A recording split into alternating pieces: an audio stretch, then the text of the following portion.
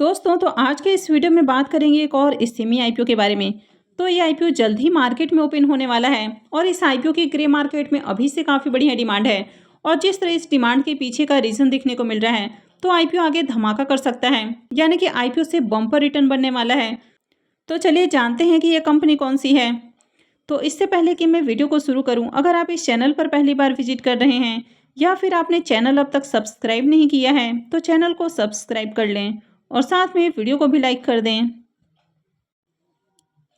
तो सबसे पहले आईपीओ के डिटेल्स की बात करें तो ये जो आईपीओ है ये 12 दिसंबर से ओपन होने वाला है और ये 14 दिसंबर को क्लोज हो जाएगा। फेस वैल्यू 10 रुपये पर शेयर होने वाला है और बुकिंग प्राइस 125 रुपये रहेगा। लॉट साइज 1000 शेयर्स का होने वाला है। आईपीओ 48 करोड़ रुपए का होने वाला है और ये पूरा का पूरा फ्रेश इशू का आईपीओ रहेगा और ये एसएमई आईपीओ होने वाला है, तो कंपनी एनएसई एसएमई पे लिस्ट होगी।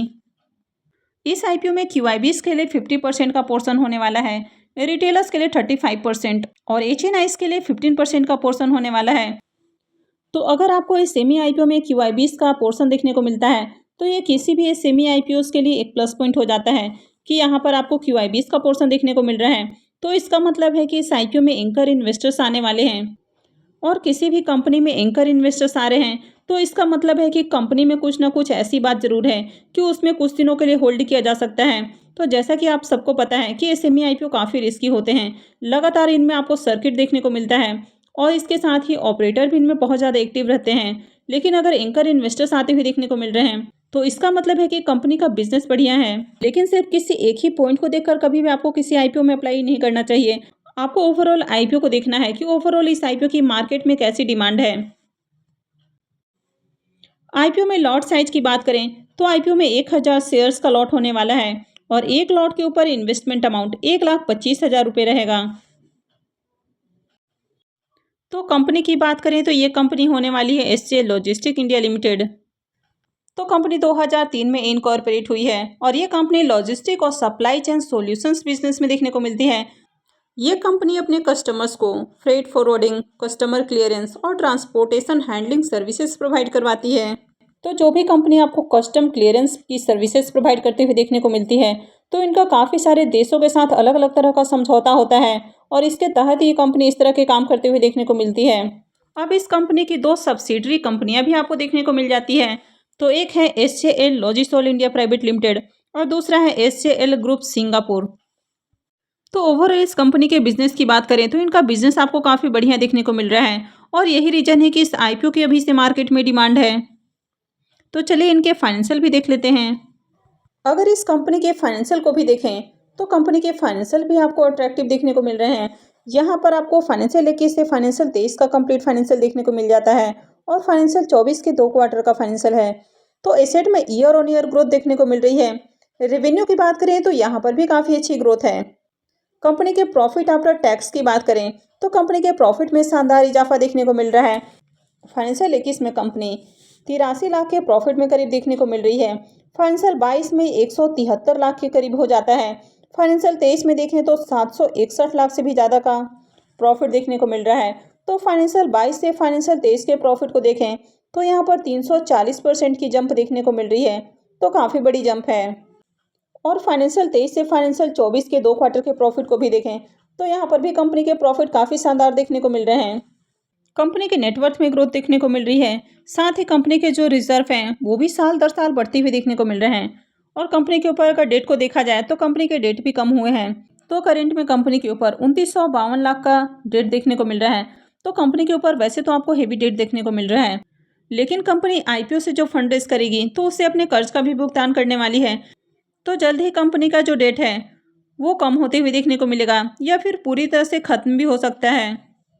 आईपीओ के ऑब्जेक्टिव की बात करें तो कंपनी आईपीओ से जो फंड रेज करने वाली है तो उससे अपने कर्ज का भुगतान करने वाली है, यानी कि इनके ऊपर जो कर्ज देखने को मिल रहा है उसको कम करने वाली है या उसको पूरी तरह से ख़त्म कर सकती है।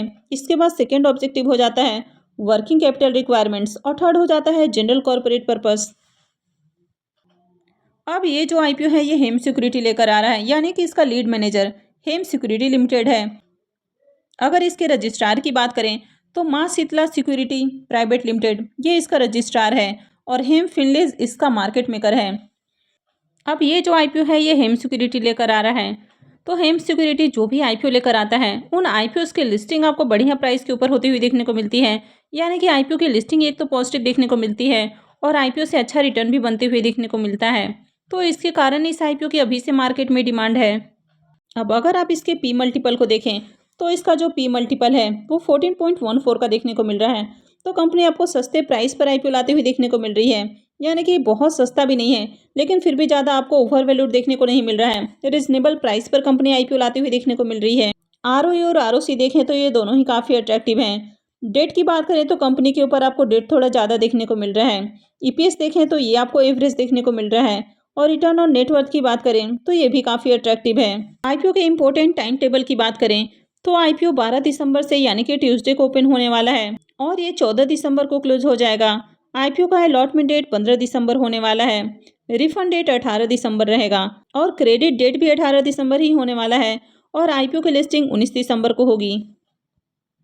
कंपनी के प्रमोटर्स की होल्डिंग को देखें तो कंपनी के प्रमोटर्स की होल्डिंग 67.55% है और आईपीओ आने के बाद कंपनी के प्रमोटर्स की होल्डिंग 49.64% रहेगी। तो चलिए इसके ग्रे मार्केट प्रीमियम देख लेते हैं।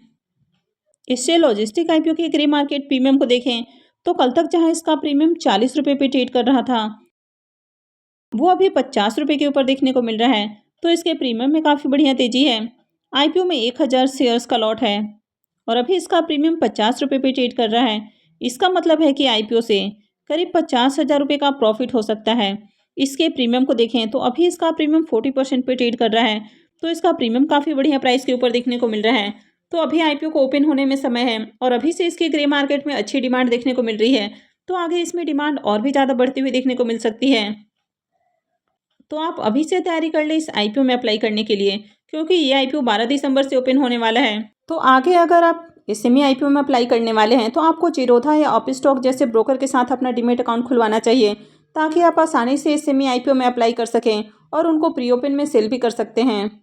तो अगर आपको अपना डीमैट अकाउंट जीरोधा में खुलवाना है तो मैं उसका लिंक वीडियो के डिस्क्रिप्शन में और साथ ही पिन कमेंट में दे दूँगी। वहाँ से लिंक पर क्लिक करके आप जीरोधा के साथ अपना डीमैट अकाउंट खुलवा सकते हैं। तो अगर आपका अभी भी जो डीमैट अकाउंट है वो ग्रो में ही है तो आप इस सेमी आईपीओ में अप्लाई नहीं कर पाएंगे। तो इसलिए बेहतर है कि आप ऐसे डीमैट अकाउंट खोलें जहां पर आप इस सेमी आईपीओ में आसानी से अप्लाई कर सकें। तो इसके लिए आप अभी से जीरोधा या अपस्टॉक के साथ अपना अकाउंट खुलवा सकते हैं। तो आई होप कि आपको वीडियो यूज़फुल लगी होगी। तो अगर आपने इस वीडियो को अब तक लाइक नहीं किया है तो वीडियो को लाइक कर दें और साथ में चैनल भी सब्सक्राइब कर लें और वीडियो को अंत तक देखने के लिए आप सबका बहुत बहुत धन्यवाद।